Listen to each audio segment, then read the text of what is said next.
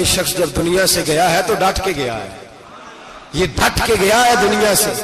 حجاج بن یوسف رات کو سویا تو تڑپ کے اٹھا، کیا ہوا؟ گھر والے کہنے لگے کیا ہوا؟ کہنے لگے سعید بن جبیر خواب میں آیا اور کہتے ہیں اٹھ مجھے بتا تو نے مجھے کیوں قتل کیا، بتا کیوں مارا؟ اگلی رات پھر سویا تو وہی خواب، پھر سویا تو وہی خواب۔ گناہ نفسیاتی مریض بنا دیتا ہے، ظلم تجھے مخبوط الحواس کر دیتا ہے۔ جب تو زیادتی کرتا ہے تو اللہ فرماتے ہیں کہ تو اللہ کو بھولتا ہے، اللہ تجھے اپنا آپ بھلا دیتا ہے، پھر تو بھول جاتا ہے، پھر تو سیدھے رستے پہ چلتا ہے پر بھٹک جاتا ہے، پھر تو صحیح رستوں کا تعین کر کے بھی گمراہ ہوتا ہے، پھر تو روز وہی گاڑی چلاتا ہے پر اب جب تو بریک لگاتا ہے تو نہیں لگتی۔ جب گناہوں کے ساتھ تو مخبوط الحواس ہوتا ہے تو روز وہ کاروبار کرتا ہے، لیکن جب تیرے گناہ تجھے گھیر لیتے ہیں پھر اسی کاروبار میں تو نقصان اٹھاتا ہے۔ حجاج بن یوسف تڑپتا ہے، روتا ہے، یہاں تک کہ بیمار ہو گیا، پیٹ میں درد ہوتی ہے، پتہ نہیں کیا ہوا، تکلیف ہوتی ہے، پتہ نہیں، سارے حکیم طبیب ڈاکٹر کوئی نہ سمجھ سکا کہ بیماری کیا ہے۔ جو بیماریاں خدائی ہوتی ہیں ان کا لوگوں کو پتا، جو آزمائشیں رب کی جانب سے ہوتی ہیں وہ ڈاکٹروں کے ہتھے نہیں چڑھتی، جو تکلیفیں اللہ دیتا ہے ان کا حکیم طبیب علاج نہیں کر پاتے، مشکل، اور شفا اسی وقت ہوتی ہے جب اللہ دینا چاہے، اور جب رب ہی دینا نہ چاہے تو بڑے بڑے ڈاکٹر کہتے ہیں کہ ہمارے بس کی بات نہیں رہی۔ بغداد سے حکیم آئے، پیٹ دیکھا، کہنے لگے نہ تیرے معدے میں کوئی دقت ہے، نہ تیرے جگر میں، نہ کسی اور جگہ، ماجرا کیا ہے؟ ایک آخری علاج ہے، آخری، وہ کیا؟ گوشت کا چھوٹا سا ٹکڑا دھاگے کے ساتھ باندھ کے منہ میں ڈالا اور پھر ایک باریک سا تنکا لے کے اس کو اندر ڈالنے لگے گلے میں۔ وہ گوشت کا ٹکڑا جب حلق کے اندر اتر گیا، اس حکیم نے واپس کھینچا تو کیسے ایسی بدبو آئی جیسی کبھی سونگی نہ تھی۔ جانور کیڑے مکوڑے لگے ہوئے باہر نکلے، اور جب دیکھا تو جتنے محل میں لوگ بیٹھے تھے چلاتے ہوئے نکل گئے کہ یہ کیا مصیبتیں ہیں۔ حکیم بھی اٹھ کے دوڑنے لگا، کہا تجھے کیا ہوا؟ کہنے لگے حجاج تیری بیماری زمینی نہیں، تیری مصیبت زمینی نہیں۔ کہا میری مرض تک تم کیوں نہیں پہنچ پا رہے؟ تو کہنے لگے لگتا ہے تو بد دعا کا مریض ہے، لگتا ہے تو ظلم کا مریض ہے، تو جبر کا مریض ہے۔ تڑپتا رہا، سسکتا رہا۔ ایک وقت وہ بھی آیا کہ گھر والوں نے کمرے میں بند کر کے تالا لگا دیا، دیوار سے ٹکرے مارتا۔ او بھائی، جو گناہوں کے بیمار ہوتے ہیں انہیں شفا نہیں ہوتی، جو ظلم جبر بربریت کے بیمار ہوتے ہیں انہیں سکون قلبی میسر نہیں آتا۔ دوائیاں ان بیماریوں کی بنی ہوئی ہیں جو بیماریاں زمینی ہیں، جو بیماریاں خوراک کی بد پرہیزی سے ہوتی ہیں، جو گناہوں کی بد پرہیزی سے ہوتی ہیں، ان کی بیماریاں، ان کی شفا توبہ ہے، ان کی شفا رجوع اللہ ہے، ان کی توبہ اللہ سے معافی مانگنے سے شفا ہوتی ہے۔ حجاج جب مرنے لگا تو بلایا، یہ رنگ بھی ذرا ملاحظہ کیجئے گا، دو چار قریبیوں کو بلایا، پتہ ہوتا ہے نا اپنے کرتوتوں کا آدمی کو، پتہ سارا ہے سردار نوکیتیاں دا، پتہ ہوتا ہے سارا۔ بلا کے کہنے لگا جب میں مر جاؤں تو مجھے رات کو دفن کرنا۔ کیوں بھائی عورت ہے؟ کہنے لگا نہیں رات کو دفنانا۔ ٹھیک ہے رات کو دفنا دیں گے۔ پھر کہنے لگا جب صبح ہو جائے تو صبح ہونے سے پہلے پہلے میری قبر زمین کے برابر کر دینا، نشان مٹا دینا۔ کا وجہ تو کلمہ پڑھتا ہے، حضور کا حکم ہے کہ قبر کم از کم ایک بالش، ایک گیٹ اونچی ہونی چاہیے زمین سے کم از کم، تو تیری قبر مٹا دے۔ وجہ پتہ ہوتا ہے اپنے ظلموں کا۔ کہنے لگا مجھے پتہ ہے لوگ میرے مرنے کے بعد میری قبر بھی نہیں چھوڑیں گے، دنیا میں تو میرے جبر کی وجہ سے کوئی آ نہ سکا، لیکن میری قبر بھی لوگ جنازوں میں باتیں شروع کر دیتے۔ جنازوں میں نے ایسی بھی داستانیں سنی ہے کہ کوئی مرا تو لوگ جوتوں کا ہار قبر پہ ڈال آئے۔ نہیں بھائی تو جب زندہ تھا تو تیرے جبر ظلم کی وجہ سے نہیں کو بول سکا۔ ایک تو ہے قیامت میں حساب ہوگا، یہاں دنیا میں حساب ہونے لگتا۔ اتنی لمبی زبانیں لوگوں کی لٹک کر مرتے وقت باہر نکل آتی ہیں۔ دعا کریں، جمعہ ہے، اللہ تعالیٰ ایمان کی موت عطا فرمائے۔ دعا فرمائے رب تعالیٰ اللہ تبارک و تعالی توبہ کر کے جانے کی توفیق عطا فرمائے، جاگے جاگے اور سنے اور دعا کرے، اے اللہ تو ہمیں ظلم سے ویسے ہی محفوظ فرما، اگر ہم زیادتی کرنے لگے تو اے اللہ ہمیں اس سے منع فرما، ہمیں اس سے تو یہ توفیق دے کہ ہم باز آ جائیں اس گناہ سے۔ میرے بھائی، ایک تو دنیا میں سزا ہے، پھر قیامت کی سزا ہے، اور وہ زیادہ سخت ہے، وہ زیادہ سخت ہے۔ ہم لوگوں نے نا ہیلے بہانے بڑے بنائے ہوئے ہیں۔ بینک کے ساتھ کاروبار کرنے والا کہتا ہے نہیں نہیں مجبوراً لیا ہے، مجبوراً مر رہا تھا تو، آخری لبوں پہ تھا تو جائز ہے، جائز ہے۔ اس وقت جب تجھے کھانے کو لقمہ نہ لگے تو حرام کھانا بھی جائز ہے، کیا دقت تھی؟ کیوں اللہ رسول کے مقابلے میں کھڑا ہوا تو؟ کیوں سود کا دھندا کیا؟ کیا تکلیف تھی؟ کہاں تو الجھ گیا تھا؟ ہم جان بوجھ کے اپنے لیے جہنم کٹھی کرتے ہیں، پھر کہتے ہیں سکون نہیں زندگی میں۔ کہاں سکون آئے گا؟ کیسے آئے گا؟ ہم نے خود آگ لگائی ہے چمن میں اپنے۔ جو قیامت کی سزا ہے، میرے نبی پاک علیہ السلام نے فرمایا رب تمہیں سامنے کھڑا کرے گا، اور کس طرح کھڑا کرے گا؟ فرمایا لوگوں کے وجود سے کپڑے اتر جائیں گے، زمین اس طرح دہکے گی جس طرح تانبا زمین پہ رکھا جائے اور آگ جلائی جائے۔ تانبا دیکھا ہے آپ لوگوں نے؟ یہ بھی گرمی گزری ہے نا، تو فرش پر جب سورج پڑتا تھا تو ننگے پاؤں چلا نہیں جاتا تھا، صحیح کہہ رہا ہوں؟ ننگے پاؤں، بچے کا پیر زمین پہ لگتا تو چیخ اٹھتے، کہتے ہیں اوہ جل گیا پیر، حالانکہ یہ فرش دنیا کے۔ اور اگر تانبے کے اندر خاصیت ہے کہ اگر کوئی دھات جلدی اور زیادہ گرم ہوتی ہے تو وہ تانبا ہے۔ میرے نبی نے مثال دی تو اس کی دی جو سخت تھا، فرمایا تانبے کی طرح زمین تپائی جائے گی، اور پھر ننگے پاؤں رب تمہیں کھڑا کرے گا۔ آج سورج کی پشت تمہاری جانب ہے، قیامت میں منہ تمہاری جانب ہوگا۔ نیزہ آپ نے دیکھا ہوگا، نیزہ ہوتا تھا، فرمایا یہ جو تم نیزے دیکھتے ہو صرف سوا نیزے کے برابر سورج قریب آ جائے گا، اور پھر اللہ تمہیں سامنے کھڑا کر کے تم سے سوال جواب کرے گا۔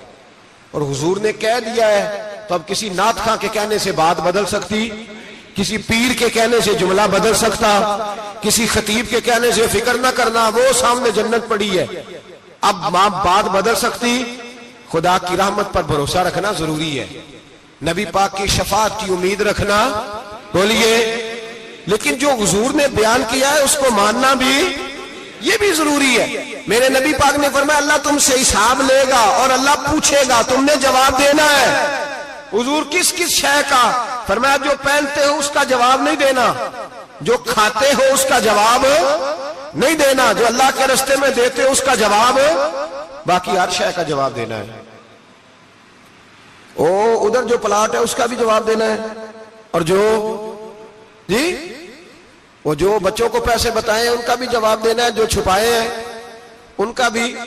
ثم لتسألن یومئذ عن النعیم، جو کمیٹی اپنے محلے میں ڈالی ہے اس کا بھی جواب دینا ہے، جو سسرال کے علاقے میں ابا جی سے چوری ڈالی ہوئی ہے اس کا جواب بھی، سب کا جواب دینا ہے، تمام حساب کتاب۔ اور اللہ فرماتے ہیں میں سامنے کھڑا کر کے ہر سوال کا تجھے ہر سوال کا جواب صاحب۔ اچھا یہ جو بڑے لوگ تھے وہ حساب سے ڈرتے تھے، ہم چھوٹے لوگ ہیں ہم حساب سے ہم نہیں ڈرتے، ہم کہتے ہیں دیکھی جائے گی۔ بڑے لوگ جو تھے وہ حساب سے، حضرت ابو بکر صدیق دعا کرایا کرتے تھے، دعا کرو اللہ مجھ سے حساب نہ پوچھے۔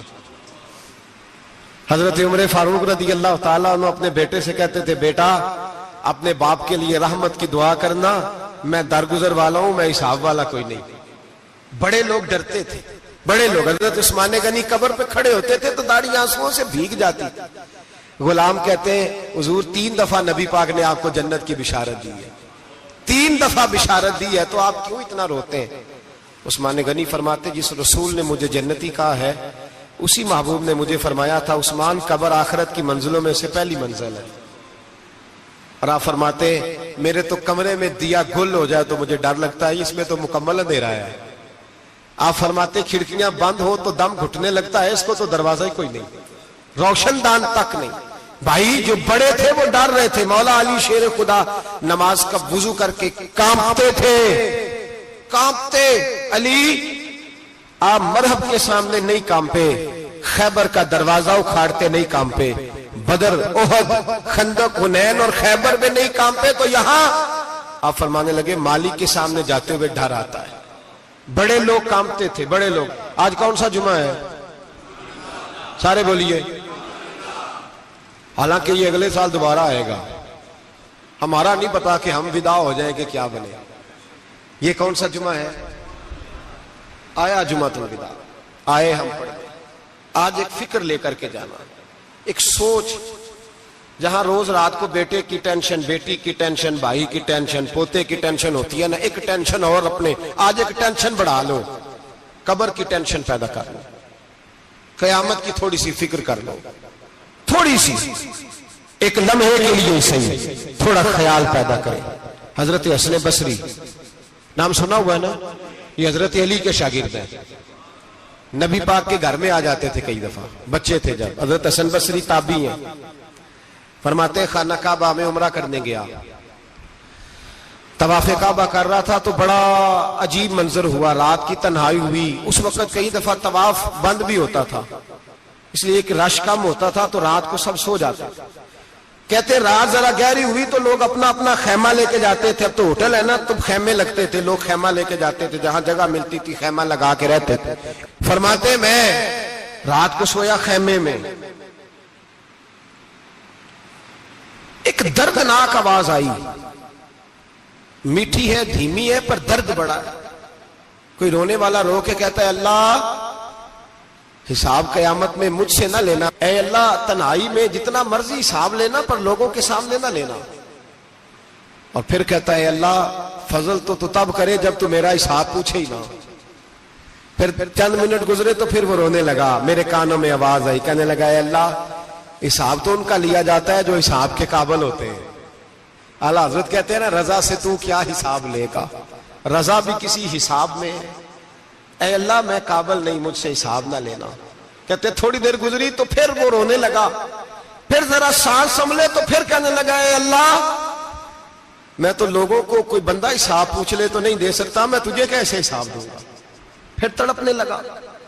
کہتے تھوڑی دیر گزری تو پھر ایک لفظ انہوں نے کہے، رونے والے نے کہنے لگے اللہ دیکھ تیرے محبوب کا فرمان ہے جو معافی مانگے تو اسے معاف کر دیا کرتا ہے.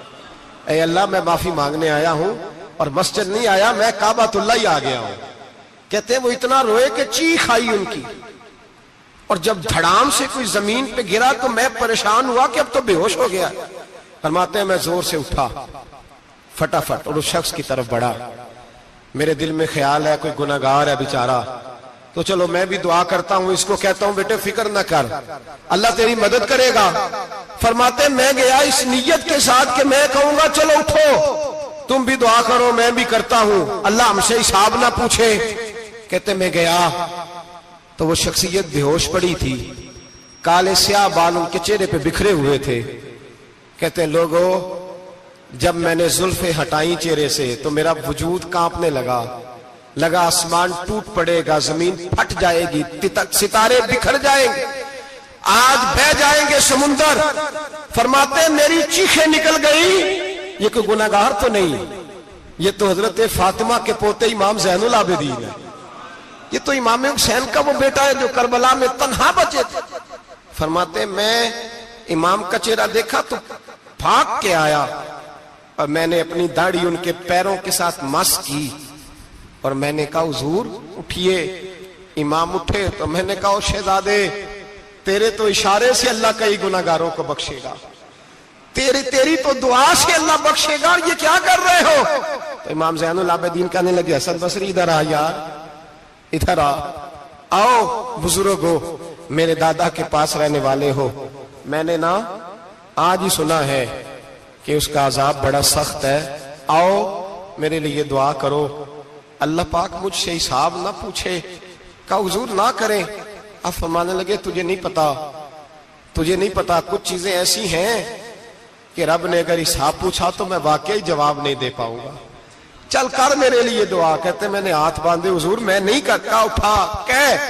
فرماتے میں نے ہاتھ اٹھائے، میں نے کہا اے اللہ تیرے رسول کا شہزادہ ہے، یہ تیرے رسول کا شہزادہ ہے، یہ کہہ رہا ہے تو فضل کر.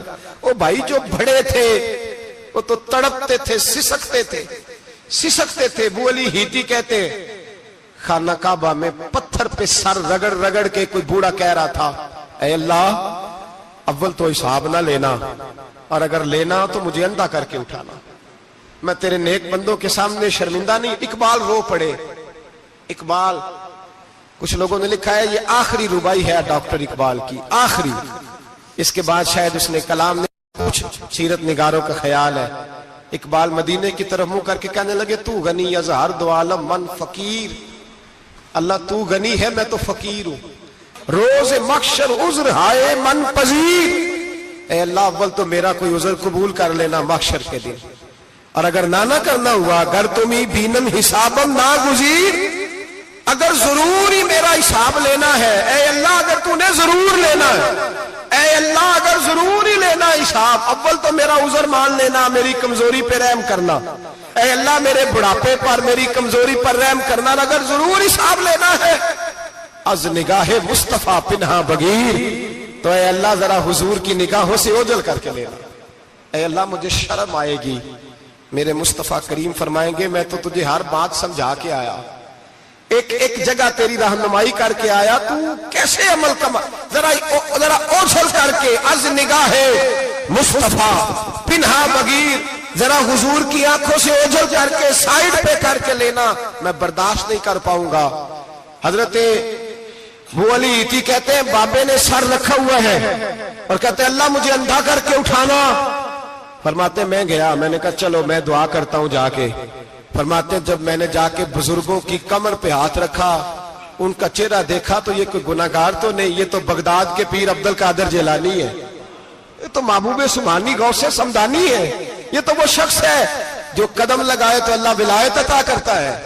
جو بڑے تھے وہ ڈر رہے تھے، معین الملت والدین، عطائے رسول، ہند الولی، غریب نواز حضرت خواجہ معین الدین اجمیری رحمت اللہ علیہ، خواجہ قطب الدین بختیار کاکی کو تنہائی میں بلا کے کہنے لگے معین الدین سید زادہ ہے، معین الدین حضور کے خاندان میں پیدا ہوا ہے، معین الدین سے اس کے پیر کو بڑی امیدیں تھیں، معین الدین کو رسول پاک نے ہندوستان بھیجا تھا، پر قطب الدین یار معین الدین تبلیغ کا حق نہیں ادا کر سکا۔ حضرت خواجہ قطب الدین کہنے لگے حضور 90 لاکھ تو مسلمان کر دیے، اور کیا حق تھا؟ فرمایا نہیں، جب تو تہجد کی نماز پڑھے نا بیٹا اپنے لیے دعا مانگنا تو خدا سے کہنا مولا میرے پیر کی کوتاہیاں معاف کر، وہ جس اعزاز کا تھا وہ کام نہیں کر سکتا، جو بڑے تھے ان کی تو باتیں بڑی تھی، یہ جو ہم چھوٹے آئے ہیں نا نئے، ٹکٹیں دیتے پھرتے ہیں، ٹکٹیں، بے نمازی جاہل ان پڑھ پیر ٹکٹیں بانٹتا ہے لوگوں کو، تو بھی بخشا ہے تو بھی بخشا ہے، وہ 90 لاکھ لوگوں کو رائے حق پر لگا کے بھی کہتے تھے نہیں حق تو یہ ہے کہ حق ادا نہ ہوا، حق تو یہ ہے کہ حق، کوئی شاہی پلے نہیں، ڈٹا ہوا کھڑا ہے مسلمان، ڈٹا ہوا، یہ حساب سنے۔ کسی نے حضرت ابو ہریرہ سے کہا کہ کوئی ایسی حدیث سناؤ جو آپ کو بھی بڑی محبوب ہو۔ حضرت ابو ہریرہ نے چیخ ماری، رونے لگے اور بے ہوش ہو گئے، پھر ہلایا، پانی پلایا، اٹھے، کہا حضور بات کی تھی حدیث سنائے، پھر رونے لگے۔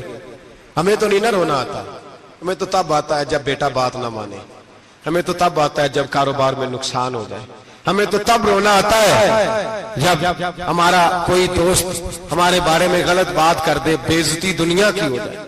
حضرت ابو ہریرہ 3 دفعہ ہوش آیا، 3 دفعہ روئے اور کہنے لگے عزیزو یہ وہ والی حدیث ہے کہ میں سوچتا بھی ہوں تو میں تڑپ اٹھتا ہوں۔ کہا کون سی حدیث؟ تو حضرت ابو ہریرہ کہنے لگے میں نے نبی پاک سے سنا ہے قیامت میں سب سے پہلے علماء کا حساب ہوگا، سب سے پہلے علماء کا۔ رب کریم فرمائے گا تمہاری دین کے نام پر بڑی موجیں تھیں، تمہارے بڑے پوسٹر چھپتے تھے، لائنیں بنا کے لوگ تمہارے ہاتھ چومتے تھے، لوگ تمہاری گڑی کو بھی چومنا اپنے لیے سعادت سمجھتے تھے۔ بتاؤ میرے رسول کے نام پر کھانے والوں کیا کر کے آئے ہو؟ عمل بتاؤ، عمل، موج بڑی کی نا تم نے، بتاؤ عمل۔ علماء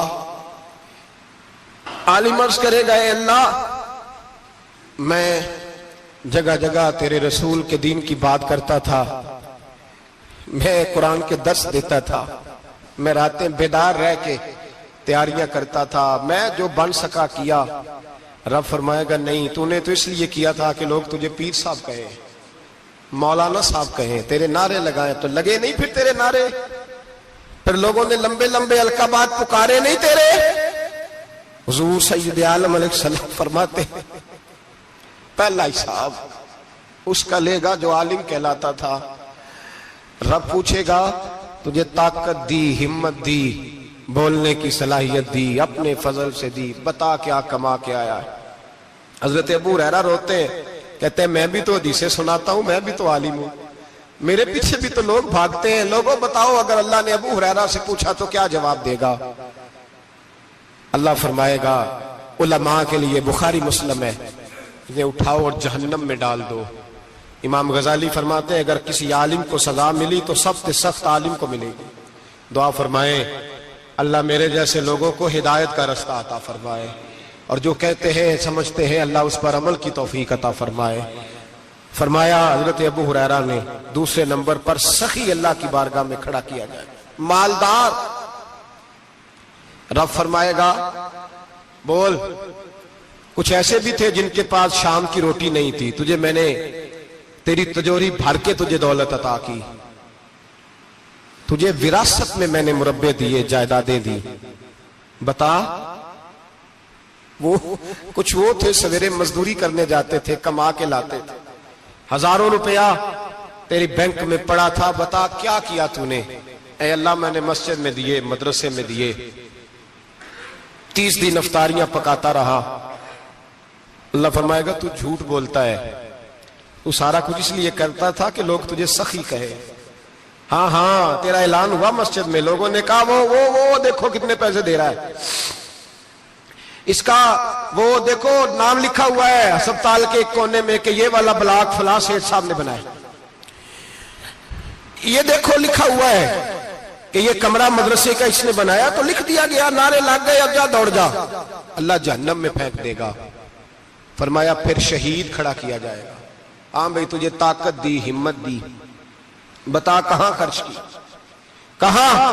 اے اللہ شہید ہی ہو گیا۔ فرمایا وہ تو اس لیے ہوا تھا کہ لوگ تجھے شہید کہیں، بہادر کہیں، تیرے نام پہ روڈ کا نام رکھا جائے، تمغہ حسن کارکردگی ملے، سو مل گیا۔ میرے لیے بتا کیا کر کے آیا ہے، میرے لیے، اسے اٹھاؤ اور جہنم میں پھینک دو۔ بھائیو عذاب کڑا ہے، عذاب سخت ہے، حساب سخت ہے، اور جو حساب لینے والا ہے اس کو، میں نا تراویح ہو رہی تھی تو قاری صاحب نے ایک سورہ یاسین شروع کی، وَامْتَازُوا الْيَوْمَ أَيُّهَا الْمُجْرِمُونَ۔ اللہ فرماتا ہے قیامت میں میں کہوں گا مجرم جو ہے نا وہ صفوں سے باہر آ جائے، صفوں سے باہر آ جائے۔ ایک ہمارے فزکس کے ٹیچر ہوتے تھے تو بڑی سخت چھڑی مارتے تھے، تو جب وہ قد بھی بڑا تھا، جلال بھی بڑا تھا، اور اصول بڑے اچھے انسان تھے لیکن سخت تھے، تو مجھے یاد آتا تھا کہ جب وہ سویرے آ کے کہتے جس نے کام نے لکھا وہ باہر نکل آئے، دو قسم کی چوٹ لگتی تھی۔ ایک تو خیال یہ آتا تھا کہ شرمندگی بڑی ہوگی کہ سارے اسٹوڈنٹ بیٹھے ہیں اور 2 3 4 ان کو کہا وہاں مرغے بن جاؤ، بڑی شرم آتی تھی۔ اور پھر جب وہ مارتے تھے اتنا سخت مارتے تھے کہ کئی دن تکلیف رہتی تھی، بتایا نہیں جاتا تھا۔ وہ اسٹوڈنٹ بتاتے تھے کہ یار اس سے بچو کسی بھی طریقے، اور کسی کا کام رہ بھی جاتا تھا کہتے تھے اس پیریڈ کی ڈیوٹی سبق یاد کر کے آنا ہے۔ سخت ٹیچر کے بارے میں تیرا میرا یہ رویہ ہے۔ تو یاد آ رہا تھا جب وہ کہہ رہے تھے نا وَامْتَازُوا الْيَوْمَ أَيُّهَا الْمُجْرِمُونَ، تو میں صف میں کھڑا تھا تو 2 قطرے میرے بہہ گئے آنسو کے۔ مجھے ساتھ بچہ کہنے لگا طبیعت ٹھیک ہے، میں نے کہا طبیعت تو ٹھیک ہے، کچھ یاد آ گیا ہے کہ میدان محشر میں یہاں تو چھپے ہوئے ہیں نا عیب، چھپے ہوئے، اور بھائی رب بڑا کریم ہے، عیبوں کے باوجود نوازتا ہے۔ میرا دعویٰ یہ ہے اگر ہمارے عیب کھل جائیں، لوگ ہمیں دھرتی پہ جینے نہ دیں، لوگ جینے نہ دیں، نکال دیں، اپنے بھی ہمیں برداشت نہ کرے، یہ تو اس کا کرم ہے۔ پتہ سارا ہے سردار نو کیتیاں دا، پردہ چپایا ہی تیرا بھلا ہو سی، وَامْتَازُ الْيَوْمَ أَيُّهَا الْمُجْرِمُونَ۔ اللہ فرمائے گا مجرم باہر آ جائے۔ یا اللہ کیا ہوگا؟ جب سوال جواب ہوں گے تو رب فرماتے ہیں تیری زبان پہ مور لگا کے بند کر دوں گا، تیرے ہاتھ بولیں گے، پیر بولیں گے، سر بولے گا، پیٹ بولے گا۔ اس وقت کی فکر پیدا کریں، ٹینشن پیدا کریں۔ وقوع قیامت حق ہے، اور باندھ کے نا لوگ پیر باندھ کے زور کے ساتھ باندھتے۔ سگا بیٹا جب قبر میں دفن کرتا ہے نا تو وہ بھی کہتا ہے وہ کونا، یہ کونا تھوڑا سا مٹی کم ہے، یہاں بھی مٹی ڈالو۔ پہلے لوگ روزانہ جاتے ہیں، پھر ہفتے کے بعد، پھر مہینوں بیت جاتے ہیں۔ کچھ قبریں ایسی بھی ہیں جن پہ کھڑے ہوں تو لگتا ہے قبریں رو رہی ہیں اور کہتی ہیں جاؤ میرے گھر والوں سے جا کے کہو کوئی پھیرا ہی لگا جائے، ایک دفعہ آئے تو صحیح۔ کوئی مٹی نہیں ڈالتا۔ بادشاہوں کی قبریں روتی ہیں، سرمایہ داروں کی قبریں روتی ہیں، کوئی جاتا نہیں۔ اتنے اتنے موٹے سوراخ ہے قبروں میں، آپ اپنے شہر کے قبرستان پھر کے دیکھ لیں، سوراخ ہے۔ او بھائی، حضرت مولا علی شیر خدا قبرستان گئے تو پہلے رونے لگے، پھر کہنے لگے قبروں والوں کیا حال ہے تمہارا؟ تو آپ فرماتے ہیں مردہ مجھے اندر سے بول کے کہنے لگا علی کفن پھٹ گیا، ہڈیاں ٹوٹ گئی، مال تو دے آئے تھے وارثوں کو، پر حساب ہمیں دینا پڑ رہا ہے، تو بتا پیچھے کیا حالات ہیں؟ تو حضرت علی کہنے لگے تمہاری بیویوں نے اور نکاح کر لیے، تمہارے دوستوں نے نئے دوست بنا لیے، تمہاری اولادوں نے تمہارے بغیر جینا سیکھ لیا، تمہاری جائیدادیں بٹ گئیں، تمہارا پیسہ تقسیم ہو گیا۔ پہلے تو کوئی تمہارا نام لیتا تھا، اب تو تمہارا ذکر ختم ہو گیا ہے، اب تو ایک دو نسل تک تمہارا ذکر تھا، اب تو تمہیں یاد ہی کوئی نہیں کرتا۔ کہتے ہیں لوگ یہاں کوئی رہا کرتا تھا، یہاں کوئی ہوا کرتا تھا، اب تو تم قصہ پارینہ، قصہ ماضی ہو گئے۔ حساب کا وقت قریب ہے، تم پر بڑا زور دیا ہے۔ ایک اللہ کو ماننا، اور اللہ کو ماننے کا مطلب ہے نبی پاک کو بھی ماننا۔ اللہ کو ماننے کا مطلب ہے کتابوں کو بھی ماننا، قرآن پاک کو بھی ماننا۔ لیکن دو باتیں آپ کو زیادہ ملیں گی، ایک ایمان، اور اس کے بعد سب سے زیادہ زور ہے ایمان بالآخرت پر۔ آخرت کو مانو۔ وَمِنَ النَّاسِ مَن يَقُولُ آمَنَّا بِاللَّهِ وَبِالْيَوْمِ الْآخِرِ وَمَا هُمْ بِمُؤْمِنِينَ۔ اللہ فرماتے ہیں کچھ لوگوں کا دعویٰ ہے کہ ہم اللہ اور آخرت پر ایمان رکھتے ہیں، حالانکہ وہ ایمان نہیں رکھتے، دعویٰ کرتے ہیں، نفاق کا مظاہرہ کرتے ہیں، منافقت کرتے ہیں۔ جو اللہ کو ماننے والا ہوتا ہے اس کا رنگ اور ہوتا ہے، جس کو پتہ ہوتا ہے قیامت کے دن اللہ کی حضور کھڑے ہونا ہے، اس کے اعمال یہ نہیں مانتے، کہتے ہیں ہم مانتے ہیں، پر مانتے، دعویٰ ہے کہ ہم مانتے ہیں آخرت کو بھی اور اللہ کو بھی، پر نہیں مانتے۔ قیامت قائم ہونا ضروری ہے۔ اگر وقوع قیامت نہ ہو تو ظالم کی تو موجیں لگ گئیں، جابر تو موج کرے گا، فاسق اور فاجر تو کہیں گے دنیا میں بھی ہم اپنے اقتدار کے زور پر جیتے رہے، آج بھی ہمیں پوچھنے والا کوئی نہیں۔ عقلاً نقلاً قیامت کا قائم ہونا ضروری ہے۔ قیامت قائم ہوگی تو مظلوم کو اس کے ظلم پر داد رسی کی جائے گی اور ظالم کو سزا ملے گی۔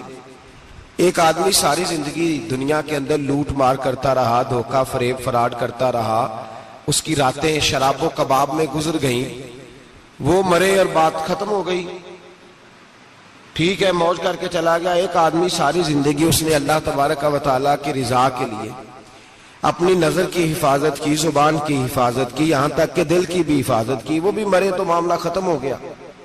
اس طرح تو پھر سرکش کا کچھ بنے گا ہی نہیں۔ نظام زندگی ساری اس کی سوچ ختم ہو کے رہ جائے گی اگر قیامت قائم نہیں ہوتی۔ قیامت کا قائم ہونا حق ہے، اس لیے قرآن مجید نے ایک جگہ پہ نہیں 20 جگہ پہ یہ بیان فرمایا ہے کہ قیامت ضرور قائم ہوگی، قیامت، اور وہ قائم ہو کر اپنے سارے لوازمات سمیت قائم ہوگی۔ میرے نبی پاک صلی اللہ علیہ وسلم نے فرمایا مظلوم کو حق ملے گا، ظالم کو سزا ملے گی۔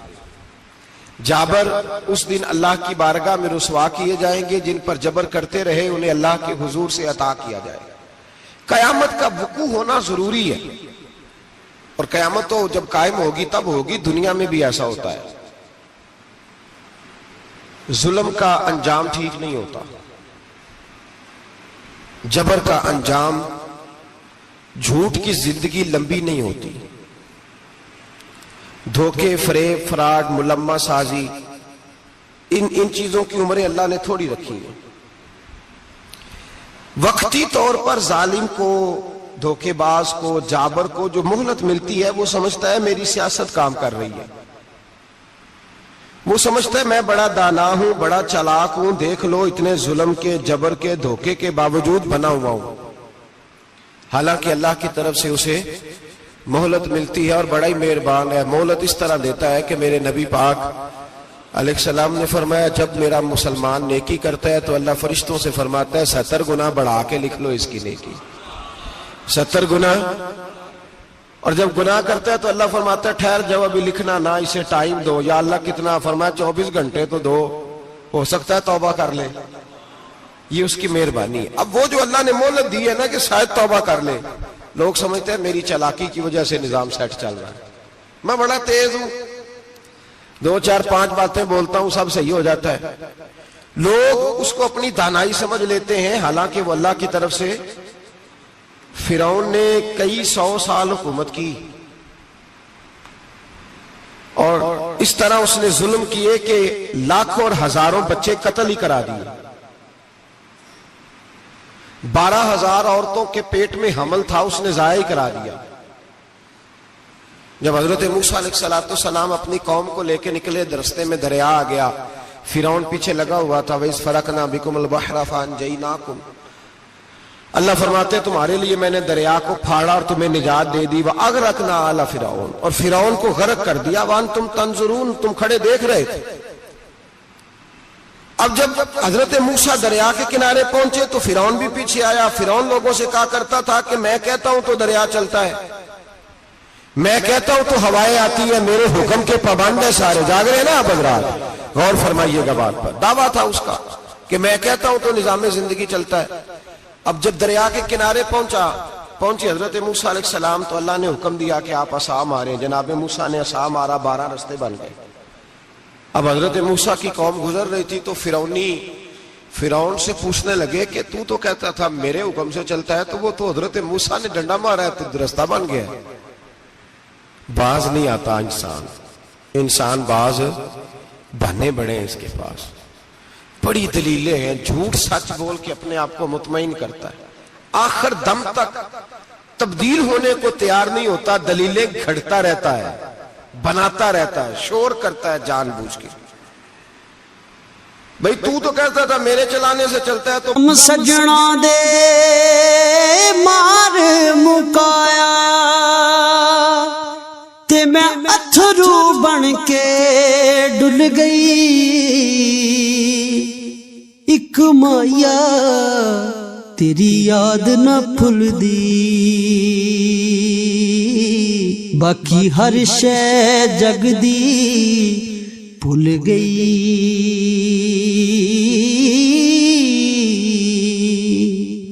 رانا باز ابھی بھی نہیں آیا، کہنے لگا میں نے ہی حکم دیا ہے کہ ذرا پھٹ جا، مجھے یہ زندہ چاہیے۔ باز رسی جل گئی، بال کہنے لگا میں نے ہی کہا ہے دریا کو کہ یہ مجھے زندہ چاہیے، میرے بھاگے ہوئے ہیں تو اس لیے پھٹا ہے، تو آؤ میرے ساتھ دریا کراس کریں۔ تو پتا تو ان کو بھی تھا نا، جتنا تو رب بنا ہوا ہے پتا تو تھا، سارے جانتے تھے۔ کہنے لگے تو پہلے کراس کر، اگر تو بچ گیا تو ہم بھی پیچھے آتے ہیں۔ اب چاروں ناچار۔ ایک روایت تو یہ ہے کہ یہ جب خدائی کا دعویٰ کرتا تھا نا، تخت پہ بیٹھا ہوتا تھا، تو ایک دن حضرت جبریل آئے اس کے پاس انسانی شکل میں، تو کہنے لگے میں بڑی دور سے آیا ہوں تو ایک مسئلہ پوچھنا تھا۔ کہا پوچھو۔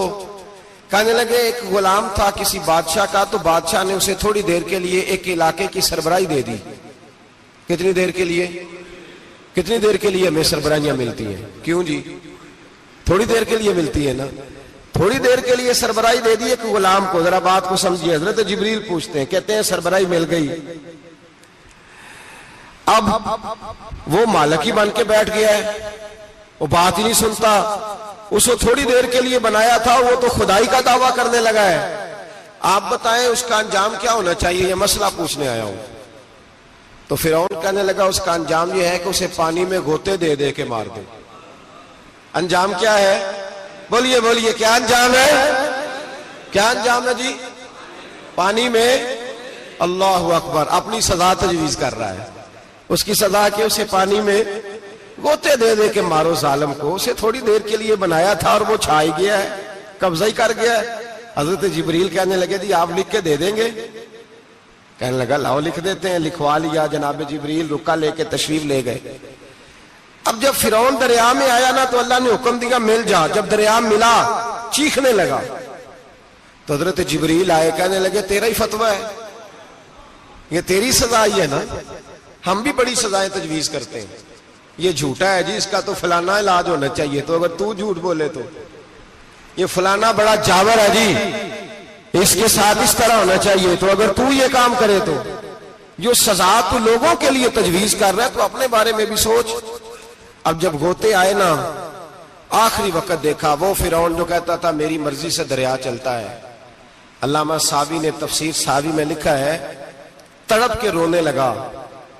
جب یہ مزاج ہے، ایک دفعہ اوپر آتا ہے آدمی جب دریا میں جاتا ہے، اوپر آیا تو چیخنے او میرے حواریو خدا کا واسطہ مجھے بچاؤ۔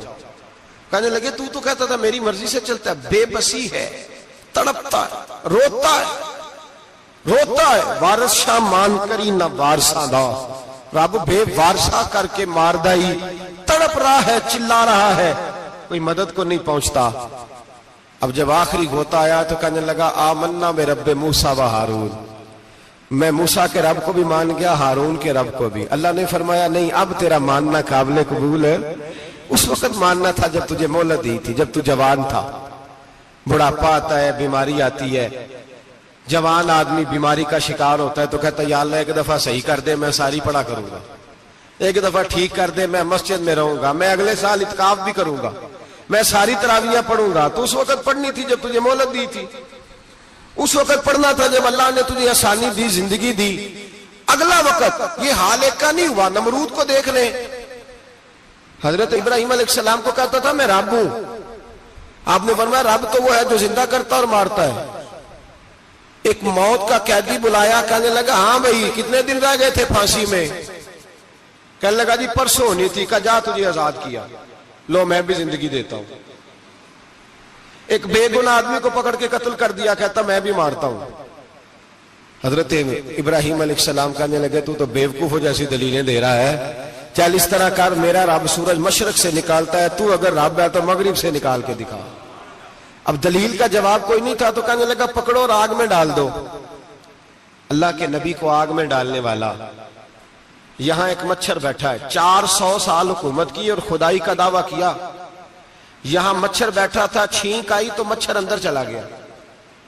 پہلے دربار کا ادب یہ تھا کہ جو آئے سجدہ کرے، اب اس کے سر پہ کوئی چیز مارتا تھا تو اسے سکون ہوتا تھا، مچھر تھوڑی دیر کے لیے اس کا دماغ چھوڑتا تھا۔ او بھائی یہ اس دھرتی پہ اللہ نے لوگوں کو نظارے دکھائے اور ہمیں سمجھانے کے لیے دکھائے، ہمیں تفکر کی، غور کی دعوت دی کہ دیکھ لینا، اپنے عمل کو پرکھنا، تمہارے عمل حضرت موسیٰ کے فرما برداروں جیسے ہیں، جناب ابراہیم کے فرما برداروں جیسے ہیں، یا بن کے بیٹھ گئے ہو۔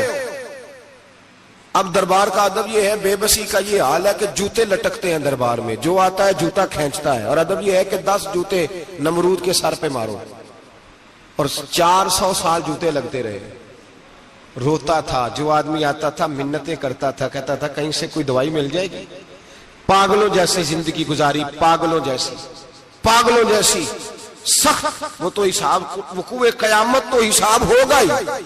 یہاں لوگ پاگل ہو کے مرتے ہیں، معاذ اللہ، نفسیاتی مریض ہو کے مرتے ہیں۔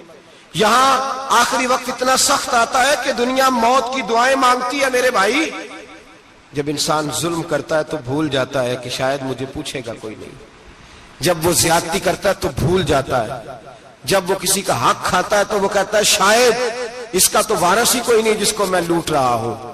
لیکن جب اللہ کی پکڑ آتی ہے، حجاج بن یوسف ظالم تھا، اس نے اچھے اچھے کام بھی کیے تھے.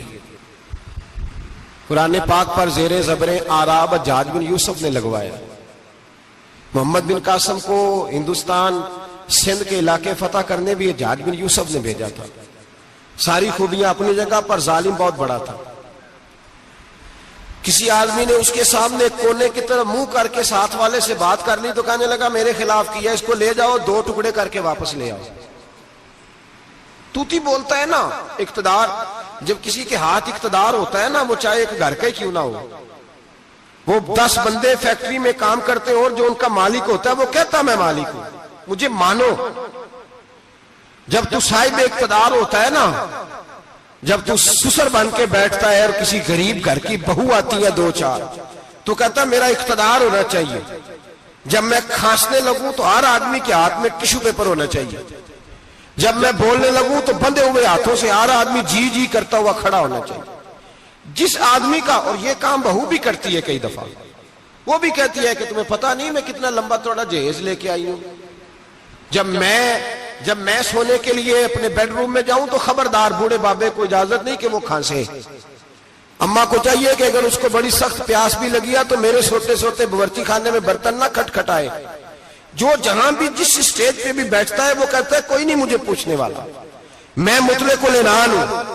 جوان بوڑھوں کا مذاق اڑاتے ہیں، سمجھتے ہیں شاید کبھی بوڑھے ہی نہیں ہونا، مذاق اڑاتے ہیں. تندرست لوگ بیماروں کا مذاق اڑاتے ہیں، شاید کبھی بیمار نہیں ہونا. حجاج بن یوسف ظالم تھا، ظلم کرتا تھا، زیادتی کرتا تھا. حضرت سعید بن جبیر ایک تابعی بزرگ تھے، اتنے بڑے بزرگ تھے کہ ساری رات نماز پڑھتے تھے، سارا سال روزہ رکھتے تھے. ایک دن انہوں نے منبر پہ بیٹھ کے کہا کہ حجاج ظلم سے باز آ جائے ورنہ اللہ کی لاٹھی بڑی بے آواز ہے. اللہ کی لاٹھی، اس کا کیا مطلب ہوتا ہے؟ اس کا مطلب ہے جب رب کی لاٹھی چلتی ہے تو اس کی آواز، جی اس کا پہلے کوئی پیغام، وہ پہلے اعلان نہیں کرتا کہ تگڑے ہو جاؤ لاٹھی چلنے لگی ہے. لاٹھی چلتی ہے پر اس کی آواز، سمجھ آ رہی ہے میری بات کی؟ جمعۃ الوداع کے لیے تشریف لانے والے احباب خاص غور فرمائیے گا. حجاج بن یوسف کو پتا چلا کہ حضرت سعید بن جبیر نے میرے خلاف بات کی، بلا لیا. کہنے لگا تو نے میرے خلاف بات کی ہے؟ فرمانے لگے کی ہے. کہنے لگا تجھے پتا ہے میں قتل کر دوں گا؟ آپ فرمانے لگے نہ تو زندگی کا مالک ہے نہ موت کا مالک ہے، تو کیسے قتل کر؟ کہنے لگا تجھے پتا ہے میرا؟ فرمایا میں نے تجھے نہیں، میں نے تو کئی شداد، کئی حماد، کئی قارون، کئی فرعون، کئی نمرود دیکھے، کئیوں کی داستانیں سنی. تو کون ہے؟ تو تو چھوٹا سا ہے. ایک جملہ ہے ملا جلال الدین رومی کا، بڑے درویش تھے، ایک بات کہہ گئے. کہنے لگے نمرود جتنے پیسے نہیں، فرعون جتنی حکومت نہیں، قارون جتنی دولت نہیں، ورنہ فرمانے لگے میرے زمانے میں بھی کئی لوگوں کا خدا بننے کو دل کرتا ہے، کئی لوگوں کا دل کرتا ہے، لیکن نمرود جتنے پیسے، فرعون جتنی طاقت اور قارون جتنی دولت نہیں، ورنہ ہو سکتا ہے لوگ دعویٰ کر جائیں معاذ اللہ ثم معاذ اللہ. یہ آج سے کئی 100 سال پہلے وہ کہہ رہے ہیں، آج تو حالات بڑے ابتر ہیں، اس کی نسبت خطرناک. فرمانے لگے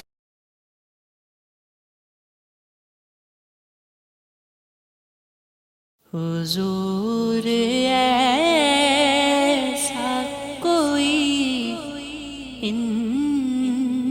انتظام ہو جائے، سلام کے لیے حاضر غلام ہو جائے. میں صرف دیکھ لوں ایک بار صبح طیبہ کو، میں صرف دیکھ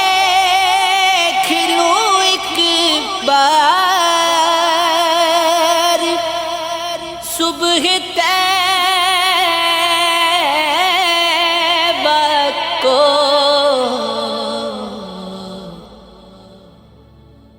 بلا سے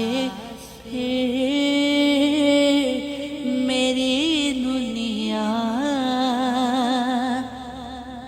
میں شام ہو جائے بلا سے